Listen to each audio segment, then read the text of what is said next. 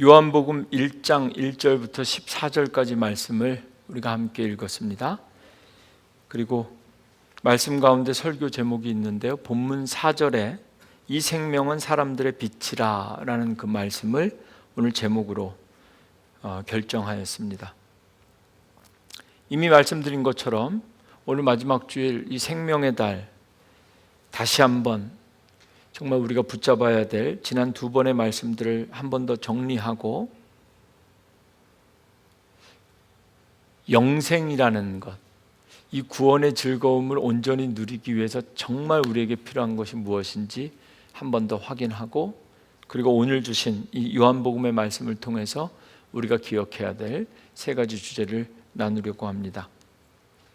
잘 아시는 것처럼 신약 성경에는 4개의 복음서가 있는데요, 마태, 마가, 누가, 요한인데 오늘 우리가 함께 봉독한 말씀은 요한복음이죠. 복음서가 4개라서 사복음서라고 하는데, 그 가운데에서도 이 요한복음은 조금 사복음서 안에서도 좀 왕따 취급을 받는 복음서예요.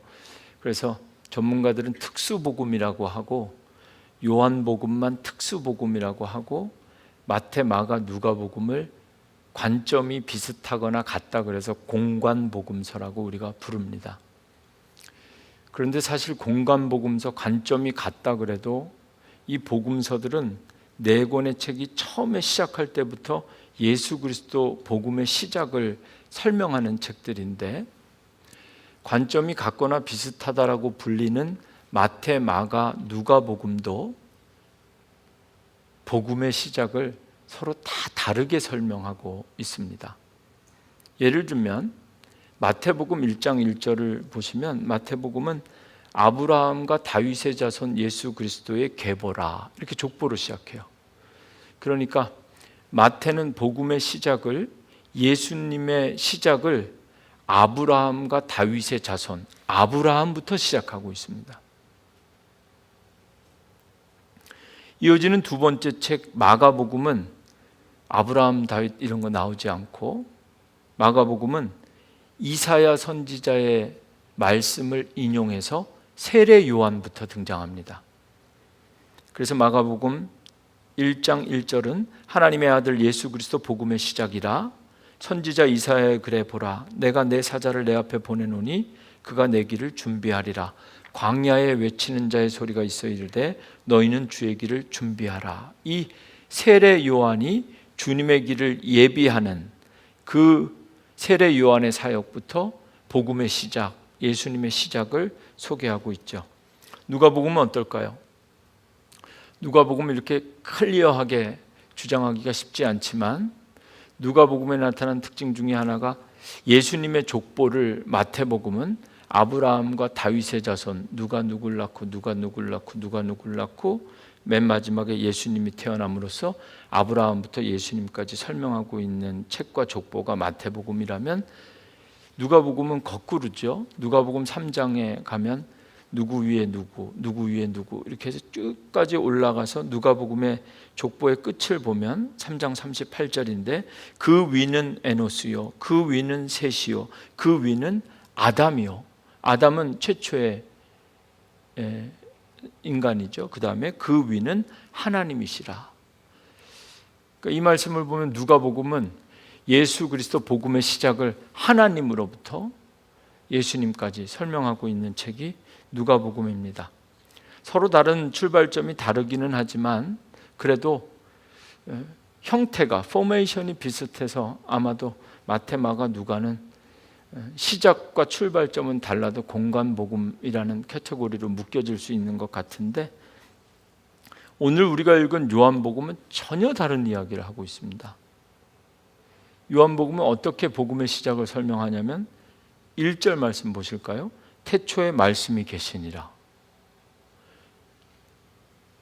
이것만 읽으면 요한복음을 신약성경 맨 앞에다 갖다 놔야 될 것 같은 느낌이 들죠. 왜 그러냐면 창세기 1장 1절을 읽는 것 같은 그런 분위기거든요. 태초에 말씀이 계시니라. 마태, 마가, 누가와는 달리 요한복음은 예수님의 탄생 이야기를 소개하고 있지 않습니다. 그래서 우리가 알고 있는 것처럼 요셉이나 마리아나 천사들이나 동방박사, 목자들 이런 얘기가 전혀 요한복음에는 나오지도 않습니다. 요한복음만의 독특한 스타일로 복음의 시작 예수 그리스도를 소개하고 있는데 그것이 오늘 우리가 지금 읽은 본문입니다. 태초에 말씀이 계시니라. 먼저 이 태초에 말씀이 계시니라 뿐만 아니라 이 1절 말씀에 특별히 세 가지 문장으로 나눌 수가 있는데 1절 말씀을 먼저 좀 확인하면 좋겠어요. 태초에 말씀이 계시니라. 태초부터 말씀이 있었다는 거죠. 요한복음이 말하는 이 말씀은 예수님을 의미합니다. 그러니까 예수님이 신약시대에 계신 것이 아니라 태초부터 계셨다, 말씀으로 존재하셨다라는 선언을 하면서 요한복음이 시작되고 있습니다. 태초부터 계셨던 말씀이 예수 그리스도이고, 그런데 두 번째, 이 말씀이, 이 예수 그리스도가 하나님과 함께 계셨다.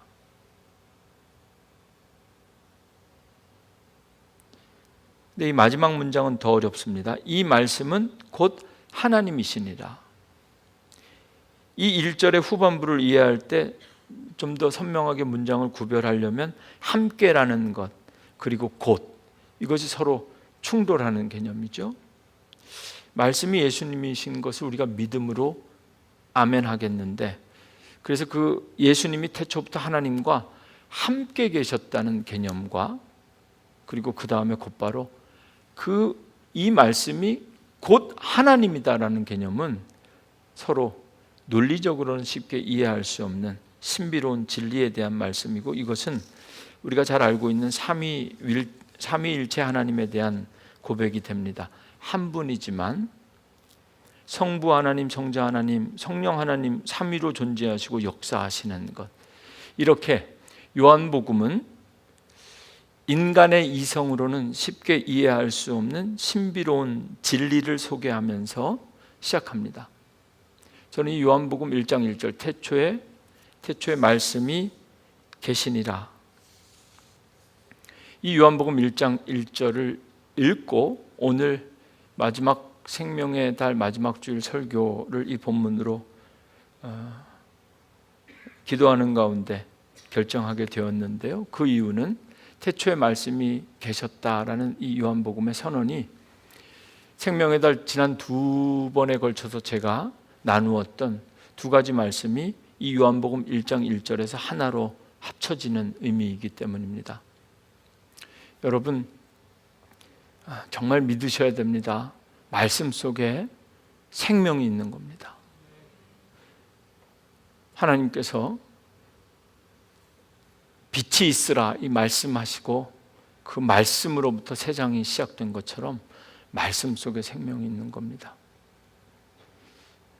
좀 후회가 되는 것은 정말 여러분들이 말씀 속에 생명이 있다는 것을 믿을 수 있게 제가 말씀을 잘 전했나 하는 부족함과 후회가 좀 있는데, 이걸 마지막 주가 되니까 정말 저보다 더 감동적이고 잘 설명할 수 있는 분이 있으면 전 세계를 다 뒤져서라도 제가 모셔다가 말씀을 전하게 하고 싶은 마음이 들 정도로 여러분 정말 하나님의 말씀 속에 생명이 있는 겁니다.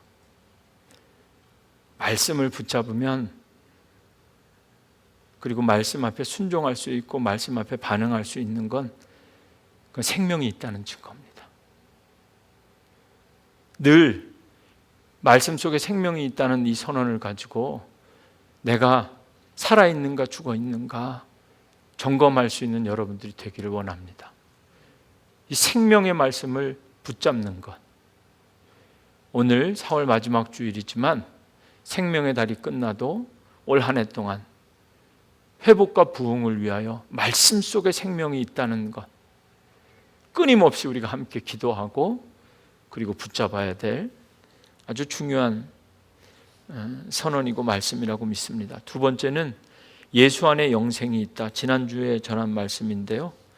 말씀 속에 생명이 있다와 예수 안에 있는 생명, 그것은 영생이다. 이 두 가지가 오늘 요한복음 1장 1절에 태초에 말씀이 계시니라. 이 말씀이 하나님과 함께 계셨으니 이 말씀은 곧 하나님이시니라 라는 이 선언으로 함께 설명되어질 수 있습니다. 말씀이 육신이 되어 오신 예수 그리스도, 그 안에 영생이 있다는 것을 말하는 책, 복음의 시작, 특별히 요한복음 21장까지 있는 책인데 마지막 결론, 마지막 장의 바로 직전 마지막 부분이죠. 요한복음 20장 31절에 요한복음을 기록한 저자는 스스로 이렇게 이 책을 내가 기록한 목적을 아주 클리어하게 소개하고 있는데, 오직 이것을 기록함은 너희로 예수께서 하나님의 아들 그리스도이심을 믿게 하려 함이라. 또 너희로 믿고 그 이름을 힘입어 생명을 얻게 하려 함이라. 예수 안에 생명이 있다는 것, 신앙생활과 그리스도인의 삶, 그리고 오늘 우리가 이렇게 예배하는 목적도 예수 안에 생명이 있음을 믿기 때문이죠. 예수 그리스도 안에 있는 이 생명, 그 영생을 온전히 누리는 것이 바로 정말 중요하고 행복한 신앙생활이라고 믿습니다. 요한복음은 예수 안에 생명이 있고 그 생명이 유일한 영생이라는 것을 그 어떤 책보다 강조하고 있는 책인데요. 요한복음 11장 25절 26절입니다. 예수께서 이르시되 나는 부활이요 생명이니 나를 믿는 자는 죽어도 살겠고 무릇 살아서 나를 믿는 자는 영원히 죽지 아니하리라. 이것을 너희가 믿느냐? 정말 믿으셔야 됩니다. 예수 안에 생명이 있다는 것을 오늘 한 번 더 강조하면서 제가 덧붙이고 싶은 것은 오직 예수 안에만 영생이 있다는 것을 믿으셔야 됩니다. 요한복음 14장 16절에 나는 길이요 진리요 생명이니 나로 말미암지 않고는 아버지께로 올 자가 없느니라. 오직 예수님 안에만 영생이 있다는 것. 지난 2주 동안 나누었던 말씀이고요. 말씀 나누고 오늘 마지막 생명의 달 마지막 줄 설교 준비하면서 제가 조금 오늘은 간증과 기도를 해야 되겠다, 그런 부끄럽지만 제 얘기를 잠깐 하면서 영생의 삶을 살 때 정말 우리 인생에 중요한 게 무엇인가 제가 느낀 것을 함께 잠시 나누려고 합니다. 생명의 달, 생명과 영생에 대한 주제의 말씀을 정리하면서 영생을 누리기 위해서 가장 중요한 것이 무엇일까? 누군가 나에게, 설교를 들은 성도들이 설교한 목사에게 그래서 어떻게 해야 됩니까? 라고 묻는다면 내가 어떻게 대답할까? 제가 내린 결론은 죽음이었습니다. 반드시 죽어야 다시 산다. 부활과 영생의 삶을 이해하고 누리는 가장 기본적인 전제가 바로 죽는다는 겁니다. 사람 쉽게 변하지 않습니다. 저도 그렇고 제가 목회 현장에서 만나본 수많은 사람들도 사람 쉽게 변하지 않습니다. 어떤 시인의 고백처럼 사람만이 희망이다. 정말 사람이 희망인가? 그리스도인들이 이 땅에 남아있는 마지막 희망이다, 이렇게 말하는 분들도 있는데 어떻게 우리가 희망이 될 수 있을까? 적어도 영생의 삶을 온전히 누리고, 그리고 우리가 정말 희망 있는 우리 안에, 내 안에 희망이 있다는 것을 어떻게 확인할 수 있을까? 작년 말에 그리고 올해까지 있었던 일인데요. 제가 캐나다에 올 때 여러 가지 캐나다가 좋은데 캐나다가 미국보다는 의료 시스템이 잘 돼 있다고 얘기를 듣고 왔어요. 정말 잘 돼 있기는 한데 오자마자 패밀리 닥터를 신청했더니 432일 기다리라고 그러더라고요. 근데 이 432일이 100일이 지나도 줄지를 않는 거예요. 그래가지고 패밀리 닥터 그냥 잊어버리고 살았는데요. 50세가 딱 넘어가니까 이 연락이 딱 왔어요. 패밀리 닥터를 430일이 아직도 기다려야 되는데 갑자기 패밀리 닥터 만나라고. 그래서 야, 이거 나이 먹으면 병들기 쉽고 병들면 돈 많이 들어가니까 미리미리 이제는 막 패밀리 닥터를 막 강제로 연결시켜 주는구나, 그런 느낌이 좀 들었어요. 그래도 감사했죠. 만났더니 오랫동안 한 3, 4년 동안 한 번도 체크업을 해본 적이 없으니까 피 검사를 먼저 하자 그래서 피 검사를 했어요. 피 검사를 하자마자 이제 결과가 나오니까 보자 그래서 갔죠. 패밀리 닥터가 저에게 초음파 검사, 복부 초음파를 한번 해보는 게 좋다는 거예요. 해봐야 될 것 같다는 거예요. 그리고 나서 일사천리로 막 스케줄이 막 잡히는데 되게 이런 경우는 좋은 게 아니죠. 제가 듣기로는 여기는 응급실에 가도 그렇고 다 함흥차사라는데 막 연락이 그 다음 날 오고 그 다음 주에 오고 막 스케줄이 잡히는 거예요. 중간 생략하고 초음파를 찍으러 갔어요. 교회 일에 좀 차질이 없어야 되겠다 싶어서 아침 일찍 스케줄을 잡고 갔거든요. 혼자 갔어요. 경건한 마음으로. 야, 지금 생각해봐도 그날 아침처럼 경건했던 적이 없었던 것 같아요. 가서 초음파를 찍는데요. 울트라사운드 하는데 그 전에 이렇게 저도 기본적인 상식들은 알고 있고 우리 성도님들 소식 많이 들어서 어떤 건지는 알고 있는데 자꾸 한 곳만 자꾸 이렇게 문지르고 거기만 자꾸 클릭하면서 사진을 자꾸 찍으면 이거 별로 안 좋은 거죠. 자꾸 뭐 등도 하고 막 이런 막 뒤로 돌리라 그러고 완전히 막 그런 거예요.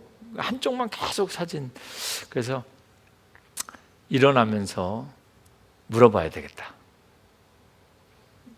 What's wrong with me? 나한테 뭐 문제가 뭐가 있는지 물어봐야 되겠다고 생각을 했는데 제가 묻기도 전에 그 검사한 분이 저한테 먼저 얘기를 하시는 거예요. 오늘 이 결과가 나왔는데 나는 말해줄 수 없고 곧바로 너 패밀리 닥터한테 오늘 최대한 빨리 내가 보내줄 테니까 아마도 늦어도 내일 오후까지는 패밀리 닥터가 너에게 전화를 할 거다.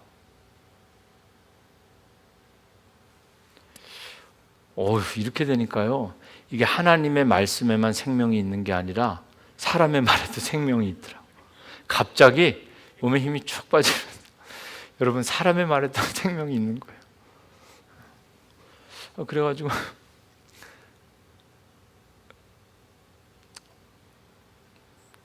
나오려고 하는데 결정적으로 한마디 더, 그 양반이 말이죠, 저에게 한마디 더 하는데 혹시 내일 오후에 패밀리 닥터가 너에게 전화를 하지 않으면 너라도 꼭 패밀리 닥터에게 연락을 해야 된다. 이 말이 더 말에 생명이 있더라고요. 일찍 갔으니까 끝나고 베델 성전에 나가서 하루 일과를 해야 되는데 아무것도 하기가 싫었습니다. 그래서 그냥 집으로 갔어요. 담임 목사니까 이럴 땐 좀 좋아요. 연락도 안 하고 전사님들한테 연락도 안 하고 그냥 집으로 가야 되겠다.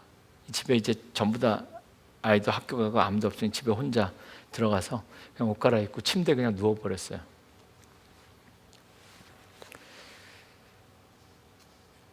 아무한테 얘기하지도 않았고 뭐 이렇게 특별히 뭐 나쁜 생각을 한 건 아닌데 기분 자체가 이렇게 다운되더라고요.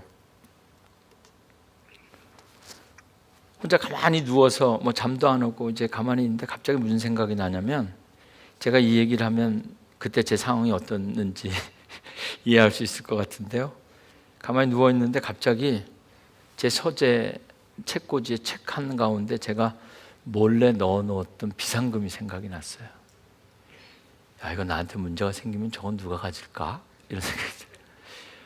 나중에 애꿎은 책만 누가 가져간 사람이 가져갈 거 아니에요. 그래서 버떡 일어나서 그 봉투를 꺼내가지고요, 누구든지 우리 가족이 제 방에 들어오면 쉽게 발견할 수 있는 책상 위에 이렇게 보란 듯이 올려놨어요. 원래 아내도 누구도 아무도 모르게 나만 아는 그 책이 있거든요. 거기다가 늘 뭐 얼마 되지는 않는 건데 혹시라도 우리 성도들 가운데 무슨 일 있으면 내가 맛있는 거 사주려고 이렇게 넣는 거죠. 그래서 그거를 무슨 일이 생기면 이거는 안 되겠다 싶어서 감추었던 모든 걸 드러내게 되더라고요. 그리고 무슨 생각을 했는지 모르지만 돈 이런 게 이제 중요하지 않다는 거죠. 인간은 그렇습니다. 그리고 한참을 두고 있다가 그 다음에 한 게 뭐냐면 새벽 예배는 그래도 들어가야 새벽 예배를 준비해야 되잖아요. 그래서 혼자 책상에 앉았는데요, 그날따라 말씀이 얼마나 은혜가 돼요. 혼자서 울고 웃고 하면서 제가 새벽 예배를 준비했어요.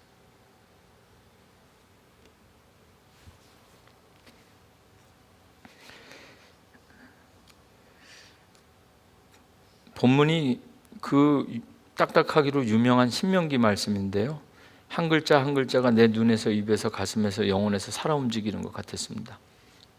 그 다음날 새벽에 평소보다 더 일찍 눈이 떠졌고요, 그리고 설교했어요. 그 다음 날은 지금은 안 계시지만 우리 전사님이 설교하시는 날인데요, 이 담임 목사는 이렇게 예배 드릴 때 차라리 설교하는 게 낫지, 새벽에도 우리 전사님들 설교시키고 그냥 같이 참여하는 게 때로는 좀 더 힘들 때가 있어요. 여러분들 이해하실지 모르겠지만, 근데 그날은 전도사님 설교하시는데도 혼자서 아멘 아멘 하면서 제가 혼자 그렇게 예배를 드렸어요.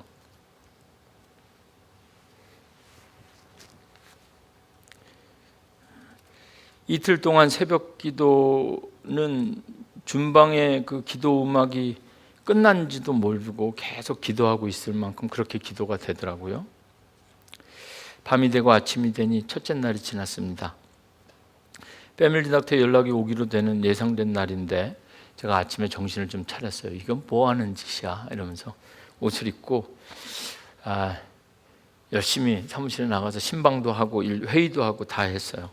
그렇지만 하루 종일 은근히 이렇게 전화기에 자꾸 눈이 가더라고요. 오후 늦게까지 전화는커녕 아무것도 오지 않았습니다.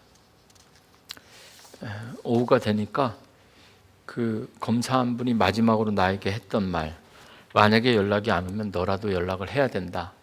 그래서 전화를 해야 할까 하고 이제 전화번호를 가지고 있다가 에라 모르겠다. 제가 했을까요? 안 했을까요? 하루라도 더 모르고 사는 게 행복하겠다 싶어서 전화 안 했어요. 우리 인생이라는 것이 아는 것이 힘일 때가 있습니다. 젊고 건강할 때는 하나라도 더 아는 것이, 궁금한 게 많고 아는 것이 힘인데, 철이 들고 나이가 먹으니까 때로는 모르는 게 약일 때도 있겠다 하는 생각이 들었거든요. 연락 안 했어요. 그리고 의사도 연락이 안 오더라고요. 그래서 아무 일 없는 듯이 있었는데 예정된 시간보다 2일이 지나서 의사에게 전화가 왔습니다. 갑자기 벨이 딱 울리더라고요. 그래서 제가 아주 세상에서 여러분들이 지금까지 한 번도 보지 못했을 것 같은 가장 경건한 모습으로 책상에 앉아서 전화를 받았습니다. 내용은 너무 간단하고 심플했어요. 신장에 키드니 스톤, 결석이 하나 발견되었다는 겁니다. 문제는 사이즈가 좀 크다. 이 정도 결석이 있으면 정상적인 생활이 불가능했을 텐데 아무 통증이 없었냐 이렇게 물으면서 한 2cm가 넘어가면 초음파로 찍을 때 그냥 반짝반짝 별처럼 빛난대요. 그러니까 이 사람이 자꾸 거기만 문질렀던 거죠. 그래서 빨리빨리 이거는 탈이 생기면 참을 수 없는 고통이니까 빨리빨리 제거해야 된다 그래서 막 그 다음 날 또 그 다음 주 해서 수술까지 했어요. 그게 작년 말 올해 초 그렇게 구역회도 하고 당회도 하고 창립기념주일 고목사님이랑 식사도 하고 지난 그 시기에 있었던 일이에요. 그 패밀리 닥터가 신장 결석이다라고 말해주기 전에는 별의별 상상을 다 했거든요. 근데 정말 사람의 말에 생명이 또 있더라고요. 그러고 하니까 이제 마음이 좀 놓이는 거죠. 일반적으로 건강한 사람이 신장에 이런 문제가 있다는 이야기를 들으면 아무리 위험한 수술이 아니라도 그것만으로도 기쁜 소식이 아닐 텐데 저는 그날 기뻤어요. 그러니까 우리 인생에서 경험할 수 있는 기쁨과 감사라는 것은 상대적인 거라는 거죠. 그냥 아무 느낌 없이 딱 들었다면 나쁜 소식도 지난 이틀 동안 있었던 일을 속에서 이걸 들으니까 너무 감사하고 기쁜 거예요. 아, 키드니 스톤이었구나. 결석만 제거하면 되는구나.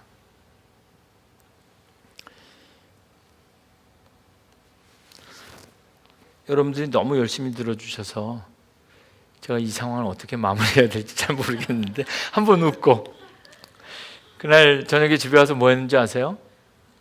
책상 앞에 꺼내놨던 돈 봉투부터 다시 넣어놨어요. 이게 영상으로 나가면 좀 곤란할 수도 있는데 어딘지 모르겠어요. 다시 넣어놨어요. 그리고 새벽 예배 드리고 준비하는 것도 다시 노멀 모드로 돌아가게 되었습니다. 혼자서 생각하고 혼자서 죽을 뻔했다가 혼자서 멀쩡하게 살아 들어온 담임 목사의 이야기였습니다. 사람이요, 죽는다고 생각만 해도 생각이 바뀝니다. 죽는다고 생각만 해도 생각이 바뀌고 말이 바뀌고 행동이 바뀌고 계획이 다 바뀌는 겁니다. 뭐 올 여름 선교구 이런 거 하나도 생각이 안 되더라고요. 뭐 선교 가게 생겼어요. 뭐 이런 거죠. 죽는다고 생각만 해도 삶이 바뀌고 삶의 우선순위가 바뀝니다. 뭐 이렇게 숨겨놨던 거 그런 거 하나도 뭐 중요한 게 없더라고요. 사람을 만나서 하는 말도 달라지고 세상을 바라보는 눈 자체가 달라지게 되는 거죠. 목숨처럼 여겼던 수많은 것들, 붙잡고 있던 것들이 다 하찮게 여겨지고, 그리고 그냥 늘 그렇게 흘러갔던 시간들이 초 단위로 귀하게 흐른다는 것을 깨닫게 되었습니다. 그런데 잠깐이죠. 이 긴장이 해결되고 나니까 다시 모든 것이 일상으로 돌아가게 됩니다. 다시 감추고 다시 예전의 모습으로 돌아가는 거죠. 정말 죽었어야 바뀌는데 죽을 뻔했다가 죽은 것이 아니라 죽을 뻔했다가 우리 말하는 것처럼 죽다가 살았네. 영생이라는 건 끝까지 완전히 죽어야 온전히 경험할 수 있는 주님의 은혜라는 겁니다. 왜 우리는 믿음으로 머리로는 잘 알고 있는데 그것을 온전히 즐거움으로 누리지 못하고 늘 그 안에 충만하게 그 은혜를 경험하지 못할까? 제가 짧게 내린 결론이지만 우리가 맛보는 죽음이라는 것이 너무나 단편적이고 너무나 그 깊이가 짧고 가볍다는 것을 고백하지 않을 수가 없습니다. 예수께서 죽으시고 곧바로 살아나지 않으시고 사흘 후에, 3일 후에 다시 살아났다는 것은 무슨 의미일까? 저는 그 이야기를 읽고 전할 때마다 순서와 내용이 정확하고 명확합니다. 사는 것이 먼저가 아니라 죽는 것이 먼저라는 겁니다. 잠깐 죽는 것, 죽을 뻔했다가 사는 것, 거의 죽는 게 아니라 완전히 한 3일 지나면 완전히 죽는 거죠. 완전히 죽었다가 다시 사는 것.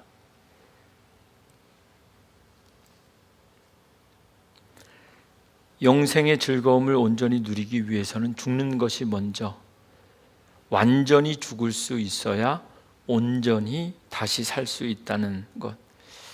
생명의 달, 예수 안에 영생이 있다는 것을 전해드리면서 정말 우리가 천국, 그리고 우리가 그렇게 구하고 말하고 들어왔던 영생을 어떻게 이 땅에서 우리가 맛볼 수 있는가?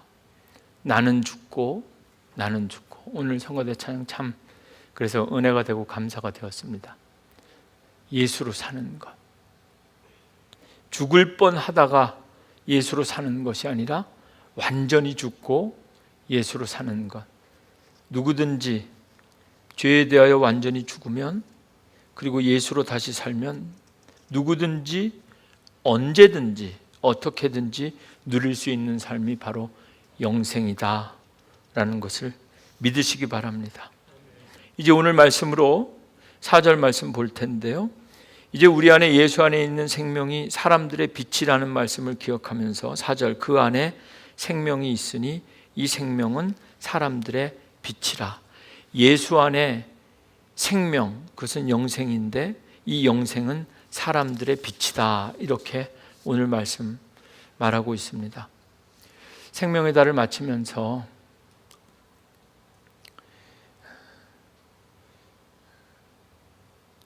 빛이 되어야 되겠다. 에베소서 5장 8절에 이런 말씀이 있어요. 너희가 전에는 어두움이더니 이제는 주 안에서 빛이라. 빛의 자녀들처럼 행하라. 로마서 13장 12절 말씀에 밤이 깊고 낮이 가까웠으니 그러므로 우리가 어둠의 일을 벗고 빛의 갑옷을 입자. 생명, 영생의 달 마지막 말씀을 전하고 예배를 드리면서 저는 저와 여러분 우리 성도님들이 정말 반짝반짝 빛나는 그런 빛과 소금, 반짝반짝 빛나는 인생 되기를 원하면서 세 가지 아주 짧게 우리가 기억해야 될 것을 확인하고 마치려고 합니다. 첫째는요, 오늘 본문 가운데 5절 말씀입니다. 5절 말씀 보실까요? 빛이 어둠에 비치되 어둠이 깨닫지 못하더라. 아멘. 어둠은 사망입니다. 빛은 생명입니다. 여러분, 영생을 누리며 사는 자들이 기억해야 될 말씀 첫 번째, 어둠이 빛을 이기지 못한다는 것을 꼭 기억하셨으면 좋겠어요. 네. 우리 인생이 순서가 우리가 생각하는 것처럼 그렇게 흘러가지 않습니다. 성경은 그렇게 말하지 않습니다. 세상은 어떻게 말하냐면 살다가 죽는 거죠. 그러니까 삶의 끝이 죽음이죠. 더 극단적으로 말하면 삶은 생명이죠. 끝의 죽음은 사망이죠. 생명의 끝이 사망이라는 것은 생명을 사망이 이기는 것처럼 여겨지는 게 세상이라면 오늘 말씀은 성경은 그게 아니라는 겁니다. 삶의 끝이 사망이 아니라 어떤 경우라도 어둠이 빛을 이기지 못한다. 믿음으로 사는 사람들은 삶의 끝이 사망이고 죽음이 아니라 어떤 경우에도 때로는 우리가 흔들리고 정말 연약하고 부끄러운 믿음으로 존재하고 있다 할지라도 우리는 반드시 이긴다. 사망이 나를 이기지 못한다. 어둠이 나를 이기지 못한다는 것을 기억하셔야 됩니다. 부끄럽고 연약한 상황 속에서도 생명의 빛이, 내게 주신 생명의 빛이, 영생의 소망을 가지고 빛의 자녀답게 반짝반짝 빛나는 삶을 살면서 반드시 생명이 어둠을 이긴다는 것, 그것을 기억하셨으면 좋겠어요. 이러므로 우리에게 구름같이 둘러싼 허다한 증인들이 있으니 모든 무거운 것과 얽매이기 쉬운 죄를 벗어버리고 인내로서 우리 앞에 당한 경주를 하며, 여러분 믿음의 주요 또 온전케 하시는 이인 주만 바라보는 여러분들이 되어야 할 줄로 믿습니다. 반드시 승리하게 되어 있습니다. 두 번째는요, 12절 말씀, 예수를 영접하고 믿는 자들에게는 하나님의 자녀가 되는 권세를 이미 주셨다는 것, 이것 기억하셔야 됩니다. 이 개역 성경과 개역 개정에서만 하나님의 자녀가 되는 권세다 이렇게 번역이 됐는데요, 그 이후에 새롭게 쓰여진 현대인의 성경이나 새번역 같은 성경을 보면 권세를 특권이라고 번역했습니다. 영접하는 자, 그 이름을 믿는 자들에게는 하나님의 자녀가 되는 특권을 주셨다는 겁니다. 영생의 삶을 사는 자들은 다른 사람들이 맛볼 수 없는 아주 특별한 특권, 권세가 있다는 것, 능력이 있다는 것. 근데 이것을 잘 이해하셔야 되는데요, 은혜를 모르는 자들에게 이 특권은 권리가 되지만 처음부터 이 영생이 하나님의 은혜라는 것을 온전히 고백하고 체험한 사람들에게는 이 권세, 특권이 의무가 됩니다. 하나님의 자녀가 되었으니, 성도가 되었으니 내가 이제 이것을 누려야 되겠다라는 권리가 아니라 하나님의 자녀로서 내가 마땅히 해야 할 일들을 발견해야 된다는 겁니다. 생명의 달 마지막 주일에 여러분, 이 두 번째, 예수를 영접하고 믿는 자들에게는 하나님의 자녀가 되는 권세, 이 권세는 권리뿐만 아니라 우리가 감당해야 될, 빛의 자녀로서 감당해야 될 의무가 생겼다라는 것을 기억하시고, 이제 마지막, 오늘 본문, 사실 오늘 본문이 좀 길었는데요, 아마 여러분들이 14절이 아니라 실수로 2절만 더 읽으시면 16절에 이런 말씀이 있어요. 우리가 다 그의 충만한 데서 받으니 은혜 위에 은혜로라. 어지간한 교회는 아멘을 되게 크게 합니다.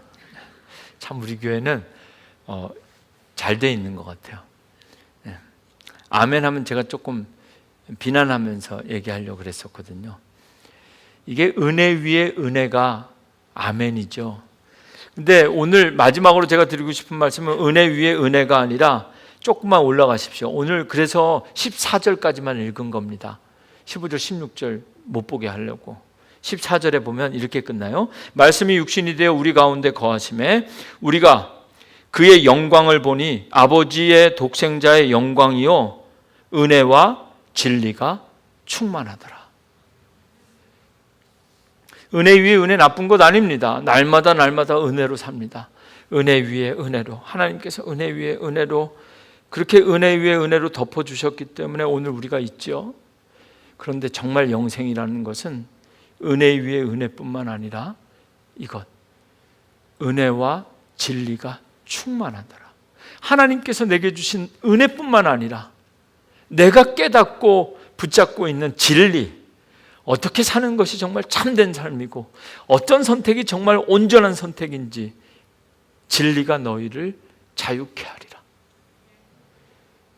은혜 위에 은혜는 여전히 하나님께서 우리에게 베풀어 주실 하나님의 공식이라면, 우리가 이 생명 영생의 달 마지막으로 하나님 앞에 구할 것은, 하나님께서 내게 은혜 주셨다면 내가 정말 그 은혜뿐만 아니라 은혜와 진리가 충만한 나의 삶, 이것이 내가 누려야 될 영생이다.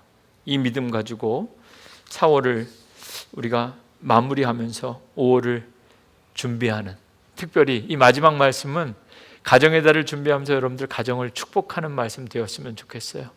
여러분들 가정이 은혜와 진리로 충만한 가정 되기를 원합니다. 네.